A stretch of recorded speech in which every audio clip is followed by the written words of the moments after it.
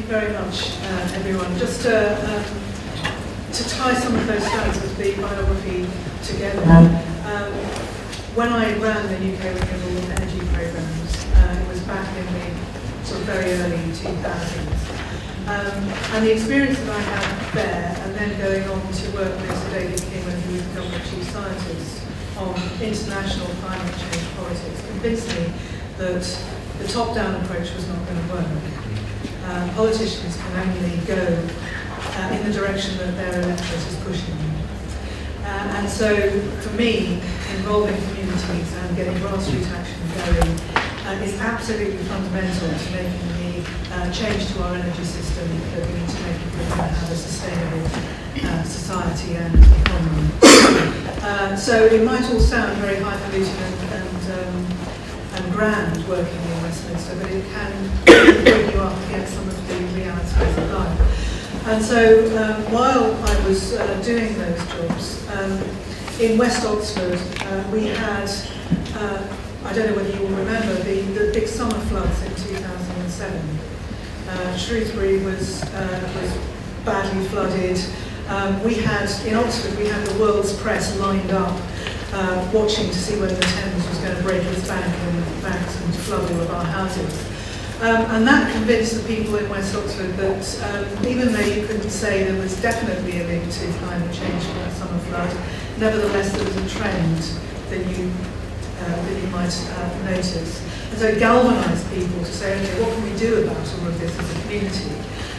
So we started Low Carbon West Oxford to work with the community of West Oxford. And that's not West Oxfordshire, that's the western bit of the city of Oxford. And it's a bit of Oxford that's strung right across the floodplain west of the city, which is a mad place to build houses, but it's a really great community. So you know, we are at the forefront of questions about whether our community can survive if climate change leads to more flooding because our houses may not be insurable. So we got together and we formed Low Carbon West Oxford, which ultimately became a charity.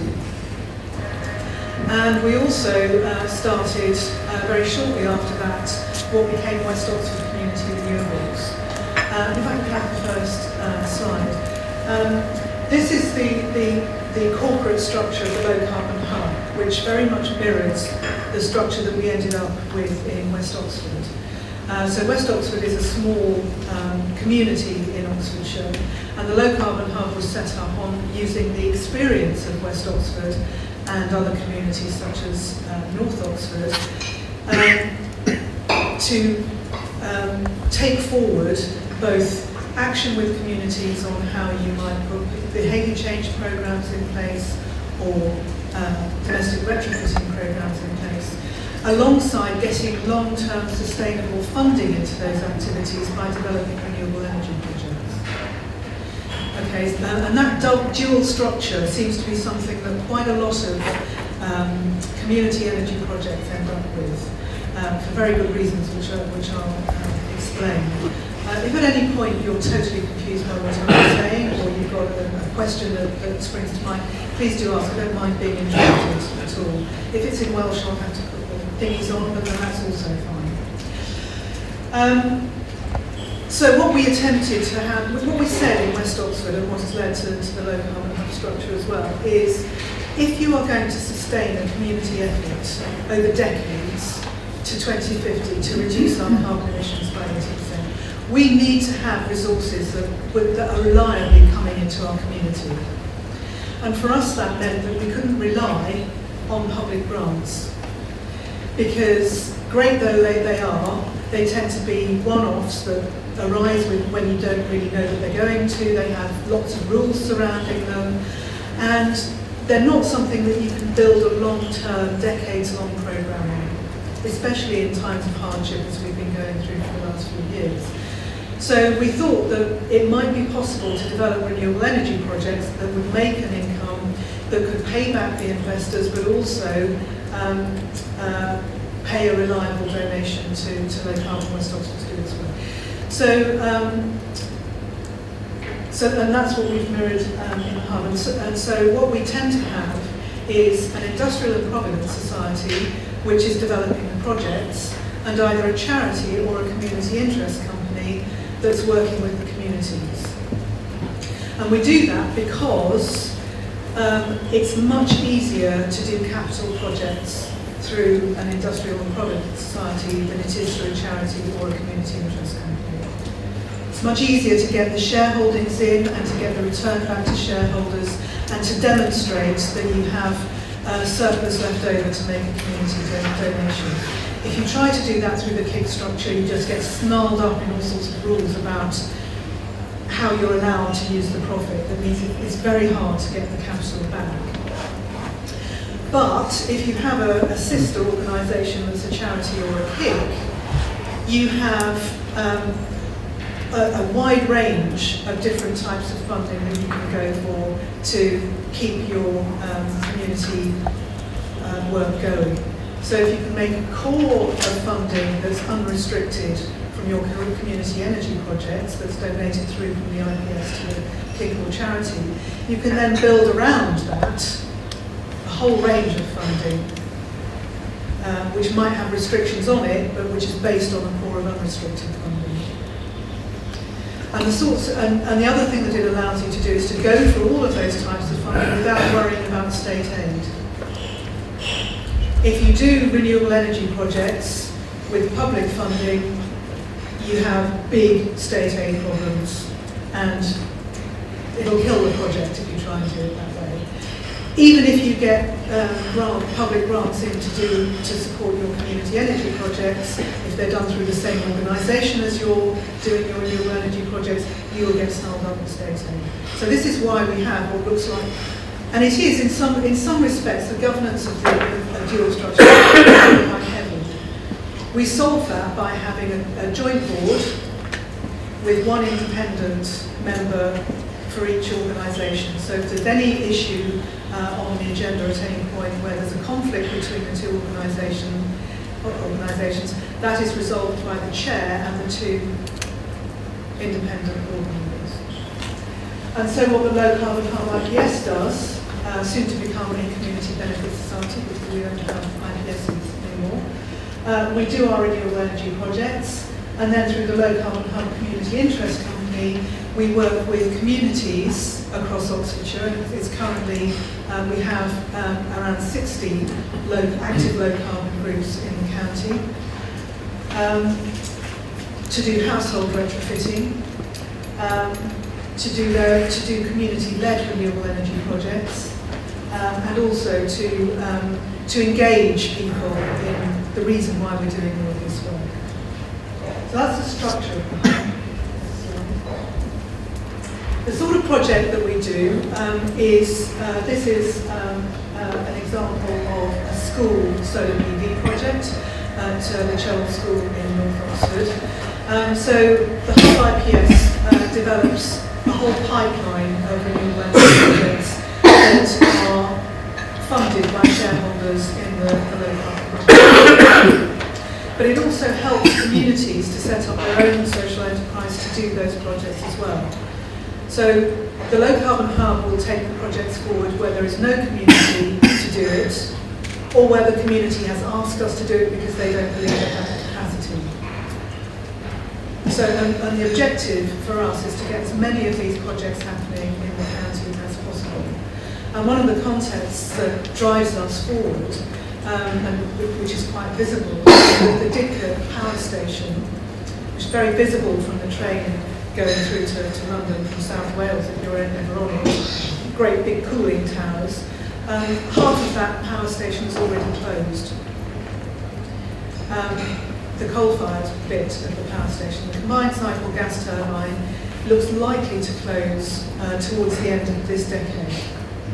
So we might soon be in a position where Oxfordshire is not producing much of its own energy.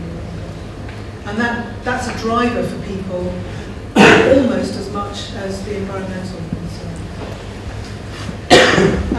We work with businesses as well. So we have a whole pipeline of businesses that we're working with to get solar PV on their roofs, but also looking now at other technologies. And the first one of these we did with the Oxford Bus Company. And what we found working with the Oxford Bus Company is that it went like a dream because they were very clear about a number of things in their own business plan. They were very clear that their core business is buses. So if they have any spare cash, it goes towards buying a new bus. It's not going to go towards putting solar PVs on their roof. So they were looking for someone with capital to do it.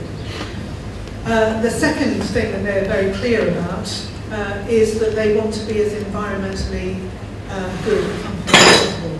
And the bus company within the National Go-Ahead group, Oxford Bus Company is the leading bit of that group in terms of environmental sustainability. To the extent where it runs programs with all of its drivers, it trains them on how to drive in a way that's good for passengers but also good for the environment. They run a league table of drivers as to who's doing best. They have technology in the cab which monitors them on how much they brake, how much they idle, how fast they go. And that all gets crunched together and put into some factoring about which are the difficult routes where you have to stop for. And they produce a league table every week of their best driver, and they give rewards for the best drivers. And they've saved hundreds of thousands of pounds on their diesel bill as a result of doing it. So it's precisely that sort of combination of environmental, social and economic bottom line that we're looking for in the work that the low carbon car does. And so we put 140 kilowatts of solar PV on the bus company roof, and we've got a pipeline of businesses in Oxfordshire which at the moment totals 5.2 megawatts. Not all of those will come through, obviously, but we hope that some of them will come through. And we suggested to the car plant in Oxford that they might do the same thing, and they've just installed 3.2 megawatts of solar PV on their roof. So we're a catalysing organisation as well as a doing organisation, and some really big results are happening as a result of that, which makes us very proud. And the other thing that we do... Can I just one question?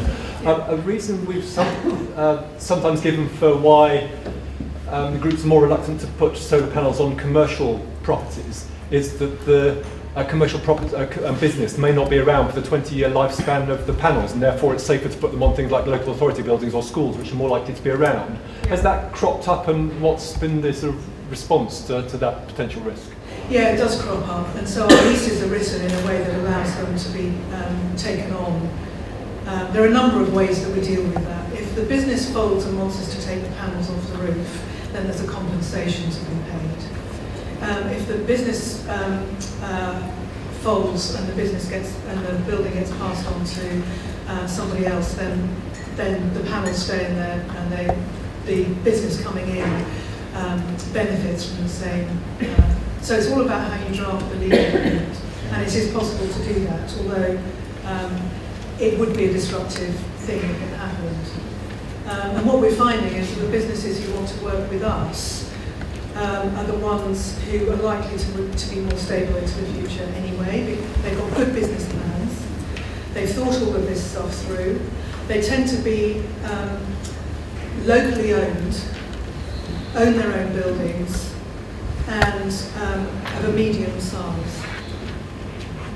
And so we're targeting those ones. And therefore, because they're local, they tend to promote the local social and environmental benefits that we can offer. And then we use the benefit, the surplus coming out of our renewable energy projects to allow us to work on bringing forward hard-to-treat retrofitting. This is a house in the area of North Oxford, which counterintuitively perhaps for a place like Oxford is in the top 15% of the most deprived areas in the UK. And so people in those houses, they're 1950s system-built houses that are very badly insulated, that were offered under right to buy by the council in the 80s, not improved. There are people living in those paying mortgages who have to make a decision in the winter whether to heat their house or put food on the table. And so we've put external wall insulation on 25 of those houses over the last winter. And struggling through, I have to say, government systems on eco and Green Deal, which have been really difficult to deal with, but we've managed it. But it did take a community benefit grant from the local government hub to be able to get those projects funded. So that's the sort of thing that we do with our surplus and work with our communities to try and get that sort of thing through. Excuse me. We're talking here reducing carbon footprints, etc. But Yeah. I can't help notice all the lights are on here. Are they really needed? I'm very happy for them to be turned on. I think Dan, who's filming in the back, needs the light to be able to create clear images for So the this film's got one resulting. huge carbon footprint. We tried to mitigate it in other areas, Yeah. back of paper, Pantry. travel, etc. When we came in this morning, we did knock the lights down, didn't we? But then when we tested the film, in terms of to get it. Good point. Maybe we should knock the lights off over lunch, but definitely when we finish. And I couldn't help noticing that bus station, it looked like, even though it was daytime, they had all those rows of lights on. Well, it's a good point, but they have reduced their electricity bills by a lot by the way that they manage. For example, heating is a big issue for those bus garages. And so they've introduced management practices whereby the maintenance teams overnight can't keep the door open. They have to keep the door closed, it's monitored. And they've saved a huge amount on their heating bill. So it's all a question of balance. So those are the sorts of energy projects that the Low Carbon Hub does. We're currently working with 25 of the 60 low carbon community groups in Oxfordshire.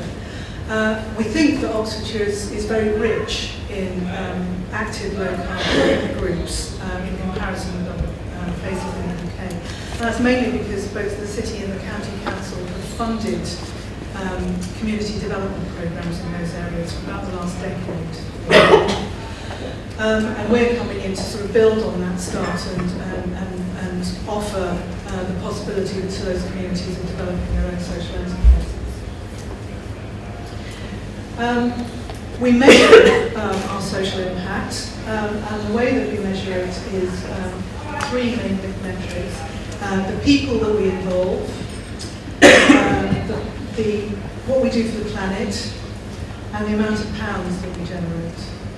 So in 2007, we had, since 2007, sorry, we've got 9 groups doing energy projects.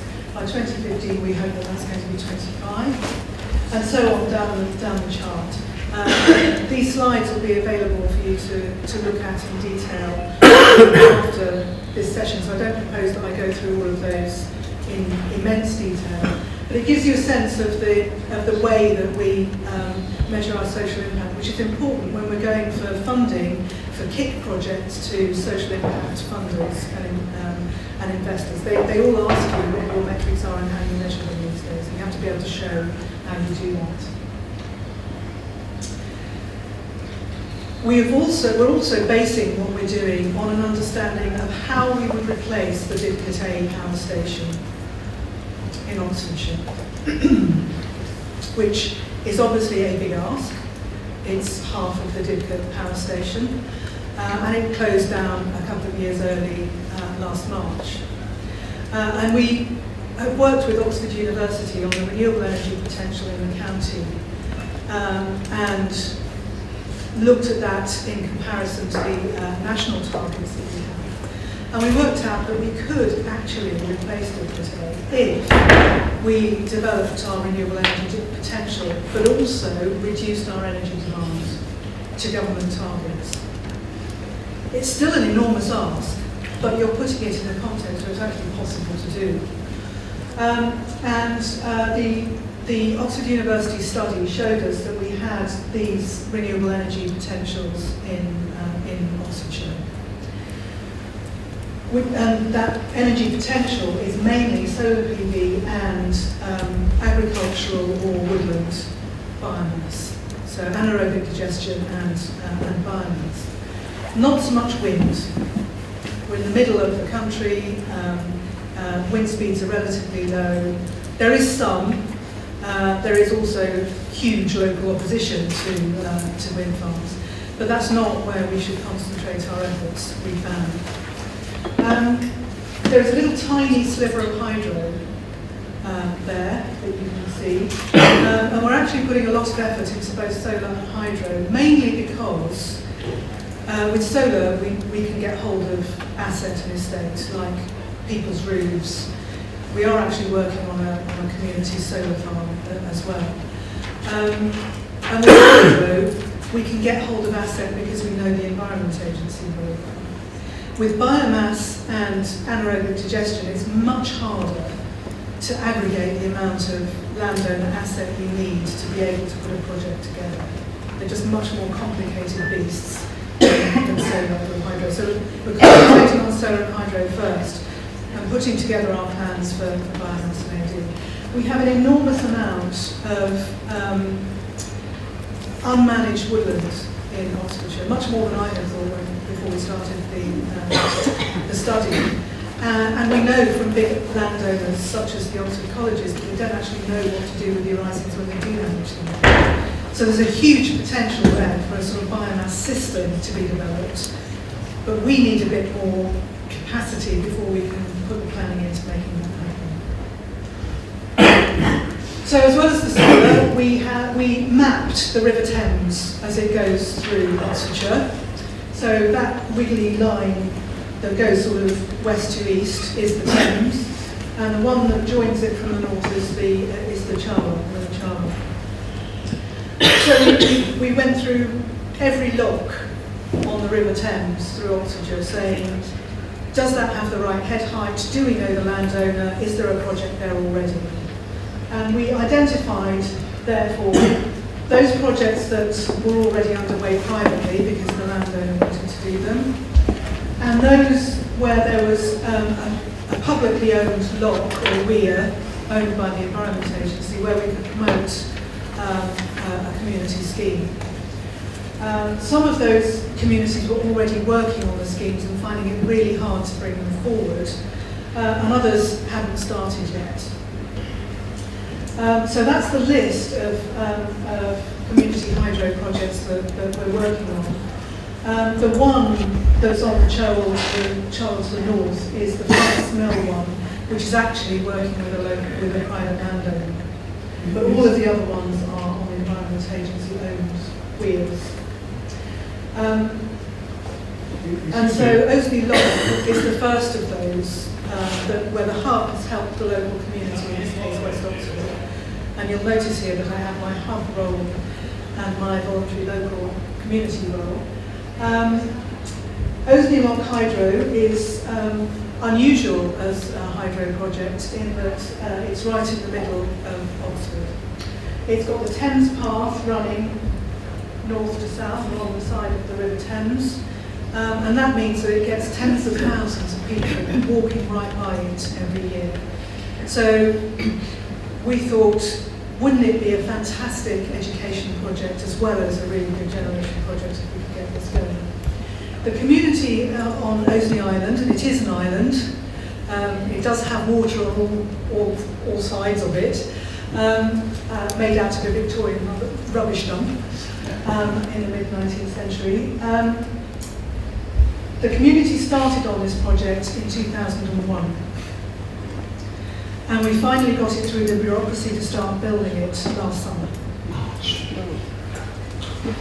What we want to do as the low carbon hub is build on that and just really reduce the amount of time that it takes to bring these projects through. This is the, just could you go back? Yes, sure. This is the share offer that we put out in April 2013. And because the Environment Agency were replacing Weir B, which is just to the west of the red line, which is the island that we're building on, We had to fit in with their build schedule, otherwise we'd have lost the project because they would have replaced B&B in a way that wouldn't have allowed us to build a hydro project in a retrofitting sort of way. So by the time we got our act together, having been given the deadline, we had 5 weeks to raise £600,000. And we thought we'd give it a try, but we never thought that we would do that. So we put it out just after Easter last year as a soft launch to all of our networks, expecting that we would then do a big public launch the Monday following to get really to zizz up interest. In the event, we had to cancel that public launch because we'd raised our target of 250,000 in that week. And we had to decide as a board what to do about it. And we decided that we would just take all caps off and see how much money we could raise in the 5 weeks. And we got to £535,700 in that time, which allowed us to say, okay, we'll sign the contract, we'll get on and build this. We've since raised another just under 70,000 towards the cost of it. And so this has meant that we can take forward the project, and if you can go forward. So this is a computer-aided image of the project with the screw in it. The rear beat of the left-hand side has now been replaced and looks quite different. And then we've got the island in front of the turbine house, which we're turning into a public open space. It meant that we could... Where did most of that £500 come from? Was it crowdfunding or agencies or council or? It was individuals. One business invested. It was individuals, and we did a map of where those individuals came from, and it was about 60% within a mile of the project, and the rest mainly within Oxfordshire, and then some outliers, like somebody's mother lived in Glasgow. And it was the mode was the minimum 500,000, but the mean was 2,000, about 2,000. So the most investments were the minimum 500, but if you divided the biggest by the total number by the total, it was about 2,000. Well, what sort of return are you giving investors? We're giving 4% plus for the first 150,000 the seed enterprise investment scheme relief, which gives you 50% back immediately, and for the rest enterprise investment scheme relief, which gives you 30% immediately. So that turns out to about just under 7% for EIS investors and just under 10% for SEO. But it's given us huge flexibility. If we'd taken the share option forward in the way we originally envisaged, where it was going to be £250,000 of shareholder capital and the rest as debt, we would have been quite constrained by the way that we can take it forward. Having mainly shareholder capital gives us an enormous amount of freedom in how we structure exactly how we pay everything back. And what we're expecting to do at the moment is to pay the return like a mortgage in reverse, where you get part return on your investment and part capital back after 3 years, every year up till year 20, when we've signed off on the debt and we've still got 20 years of the lease to run, which is total community benefit from that point. This gives you some small idea of the way that the public education might work. So we want to get people as up close and personal to the screw as possible, which means that we have a big viewing window there, which keeps people safe. And next to that, you can see a big sort of screen. These days, you can get interactive screens like big iPads, so that people will be able to come up and actually interact with the information, and we can do loads of interpretation. We've got PDs on the roof, which will help to run that video.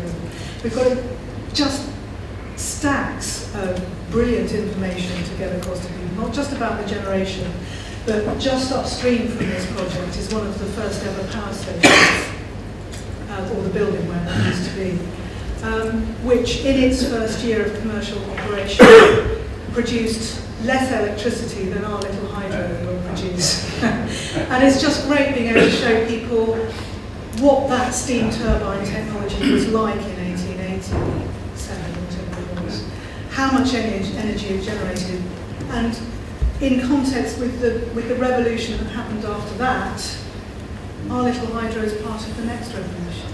And it's getting across to people that change happens. It's not that it can happen or it should happen, it happens. And we've been dealing with that, ever since there were human beings on the planet. And so anybody who tells you that the energy system in this country can't change is wrong. The other nice little sort of snippet is that the Didcot power station, great big beastie that closed down, it was switched off by the same person who switched it on. That shows you how short this life, this infrastructure actually is. And so we have to change it within a generation. Why can't we change it like this? Just giving you some flavour of, this is within the Cofferdam, so that's in the stream, building the base to the hydro. This is the fish pass. You can see by the broom that that's quite a big fish pass, quite deep. This is the crane coming onto Oseley Island to put the screw in. And you can see that we have quite small little terraced house streets on Oseley Island, so I had to clear the cars from both sides to get it up. This is the screw being lifted in, and you can see just to the right of that the replaced, rebuilt rear beam, which we ended up building for the Environment Agency under a contract to them, because we could do it more cheaply, we could do it to the timetable, and we could build it that way as one structure with one engineer and one civil contractor. And I just think it's amazing that the Environment Agency agreed to do that. And it was under a collaborative agreement form of contract that they normally use with people like Network Rail.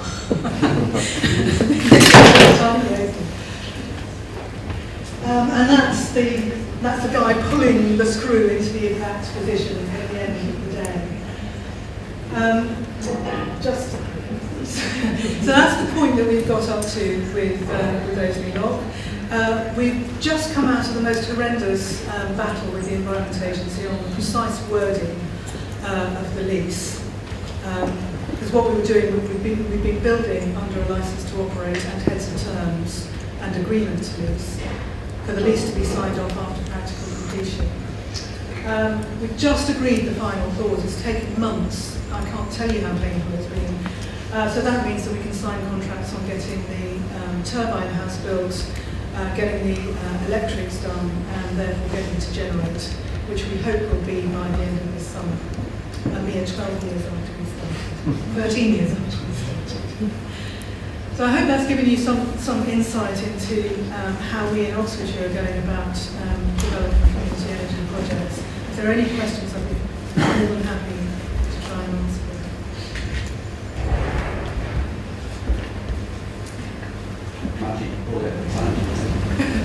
We're a small community group based on power and locations. We've been in existence for about 2 years, 2.5 years. So at the beginning, we started we're in the business of changing people's attitudes and behaviour, and then generating revenue streams from renewable projects. And that's exactly where we are. I think we've got our first community PV system just about installed on a local level, and it comes to us, they save the electricity. And obviously the next step is how do we get funding to the maximum? What would be the best piece of advice you could give us based on your years of experience by now about how to maybe do it over a share offer, or use a share offer? Is that way too complicated at this stage for us? How do we sort of generate that next lump of money where we can then start investing other renewable projects, renewable projects. You need a business plan. You do need to work out what it is you want to do and then the financials of it. And whether it's worth doing a community share of it depends very much on the size of the projects that you're doing. The fit has obviously gone down, as it should do because the price of EVs has gone down. But that means that you have to do more projects in order to generate, a reasonable income to keep you going. Yeah. So you need, in my view, you need to do, you need to know which projects you're aiming for. Okay. You need to know what aggregate size of projects that you've got. You need to, I don't know whether you work with a financial model, but you need a financial model where you can put all the figures in and see what sort of return you're going to get, and I'm sure these guys can help you with that. You need to be working with a contractor procured by whatever means, that you can then really work to get the best, absolute best price that you can get for that equipment. I can't overemphasize the benefit of having an aggregation of projects so that you can get the best equipment price. Yeah. And then it's a question as to whether that project size justifies you in setting up a social enterprise. What would be the rate of revenue pay? We're working at the moment with, we can just about make it work for projects of 30 kilowatts. But below that, and you're struggling to do that, below that you're really talking about a sort of donation project, it seems to me. If you can aggregate a few of those together, you might be able to make it work. 50 would give you, more comfort. Oxford North Community Renewables, who have done will have by the end of this summer done 3 schools projects.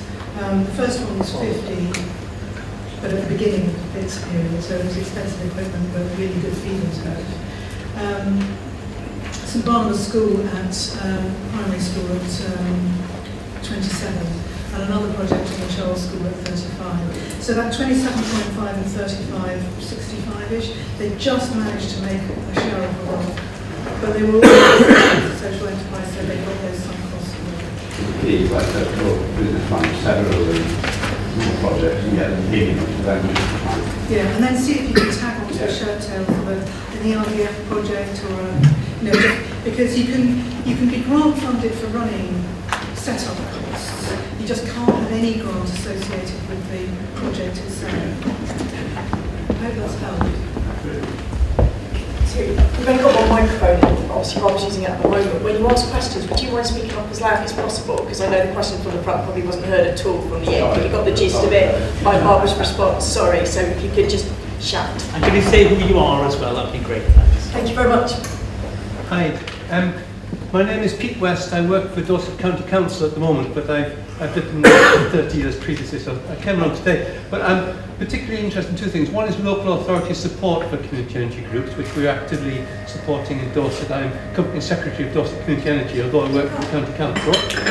But my main question, Barbara, is this whole idea of networking, like today, to actually help community energy groups take off the ground by sharing information. Does this happen in Oxfordshire? Very much so, absolutely so. It's key to everything we do. So Oxford City Council has supported the whole thing by being the lead partner in a big Intelligent Energy Europe grant, for which the Low Carbon Hub is the contractor. So we wrote the bid, but they took the risk on signing up to the project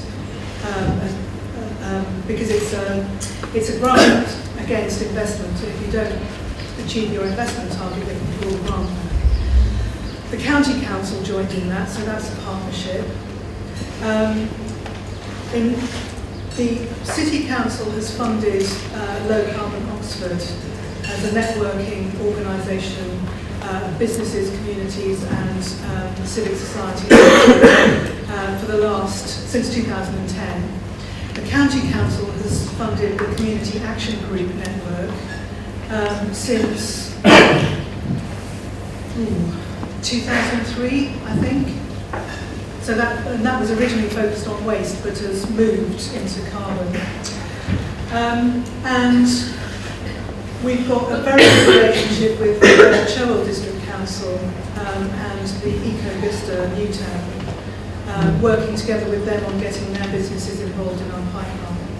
So we're increasingly getting a networking of local authorities in the county, and the ideal would be to have all 5 districts working together with the counties to get about.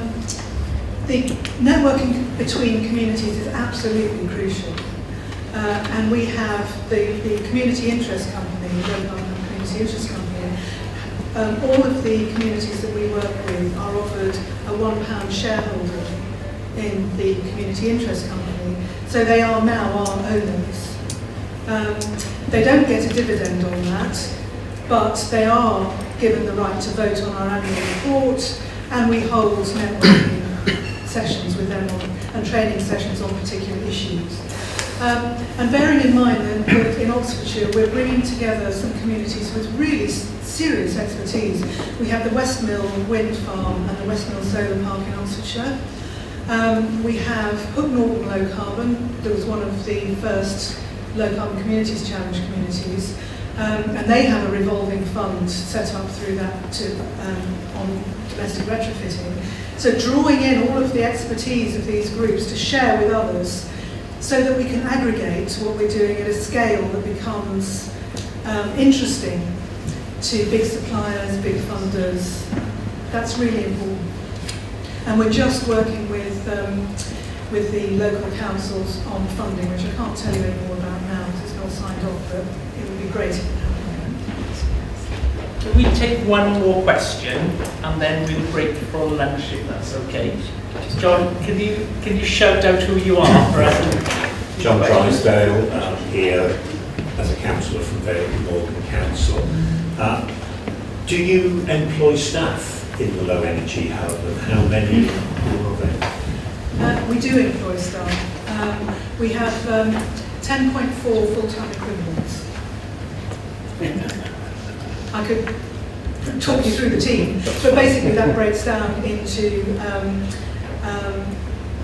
the sort of core overhead, which is CEO, bookkeeper, administrator, the projects team, which is led by our operations director, Adriana Quilero, who started his career building hydro dams on the Amazon in Brazil.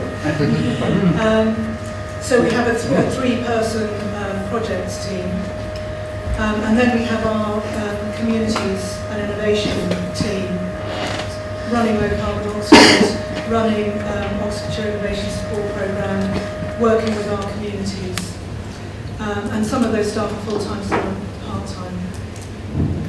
Are they funded from the income you generate, or when you started up, did you get grants for that from the councils? Yeah, they're not much funded by our income yet. Okay, it's European Intelligent Energy funding for the most part. We're halfway through a 3-year programme. By the end of that 3-year programme, it has to be self-sustaining. So we're starting to see the interleaving of grant and income now. But I think if the question is about how you start these things at the scale that we're working, yes, you do need serious public involvement of some sort, whether it's a fantastic local authority that has the will and also one of the things I think is astonishing about both Oxford City Council and County Council is that they didn't say, oh, that's really interesting, we'll set up a programme run by our staff to make this happen. They said, oh, here are some really energetic, amazing communities with some innovative ideas. We'll put funding in to help them do what they want to do. Or a big programme like Intelligent Energy Europe is ERDF. I know you get a lot of in Wales. That I know it's jobs and growth focused, but you can write your programme to achieve those outcomes. And with the ESIF money, the European Social Innovation Funding, now coming through local enterprise partnerships, I'm not sure how it happens in Wales, but that's how it happens in England. There's a real opportunity there for us to, because 20% of that money has to be spent on low carbon activity, we've got a great case for this work to be funded. Can I thank you, Barbara? Can we show our appreciation?